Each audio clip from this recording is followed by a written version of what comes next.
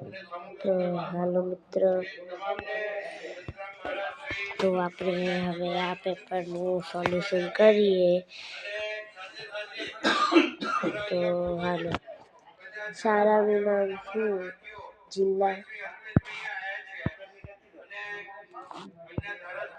જિલ્લા પંચાયત શિક્ષણ સમિતિ બનાસકાંઠા પાલનપુર. જિલ્લા સમિતિ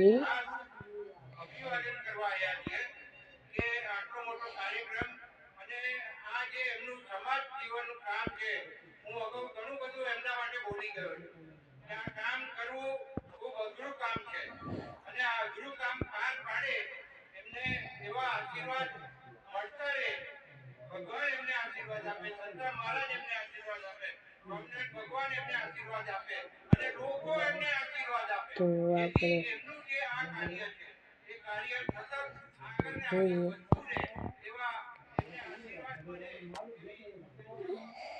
તો એક સસલી હતી, તેને સુંદર બચ્ચા હતા. તેમના નામ મોનું, સોનું અને ટોનું હતા. તેમનું શરીર રેશમ જેવું મુલાયમ અને રૂ જેવું સફેદ હતું.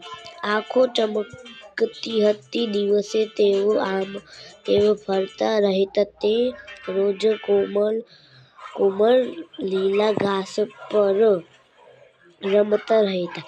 આ સિવાયમાં કંઈક ખાવાનું લાવે તો તેઓ આનંદથી ખાતા હતા. માં કહેતી, બખોલમાંથી વારંવાર બહાર નીકળશો નહીં.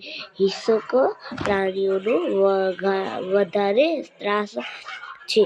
બચ્ચા માની શિખામણ ધ્યાનથી સાંભળતા અને પાલન કરતા.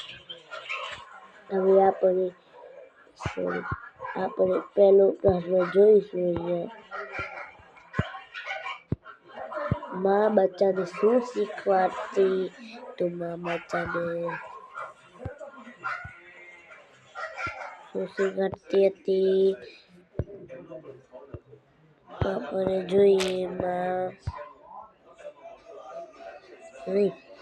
હિંસક પ્રાણીઓ આવે છે.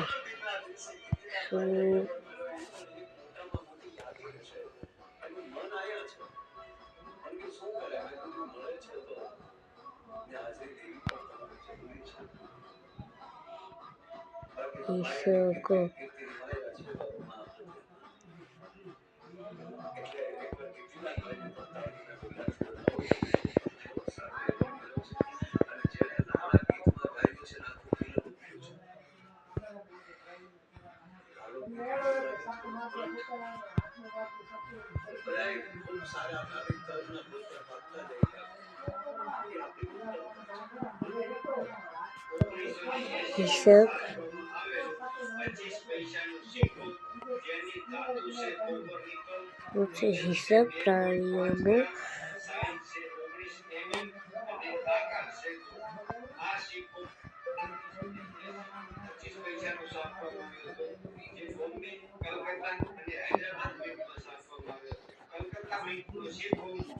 તો આ લખી લેવાનું.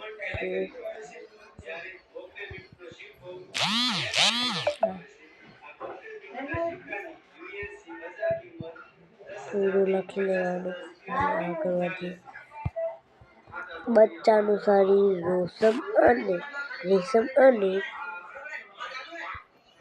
રૂ જેવું.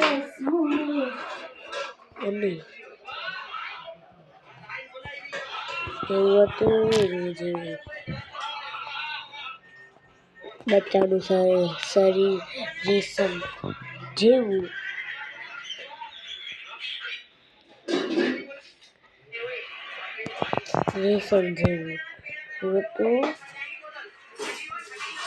મુલાયમ અને રૂ જેવું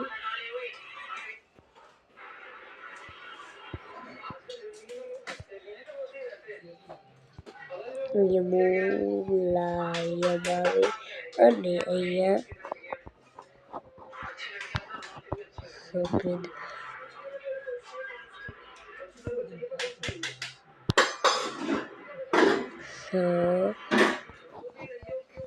સફેદ હતું. હવે આગળ જોઈએ સસલીના કેટલા બચ્ચા હતા.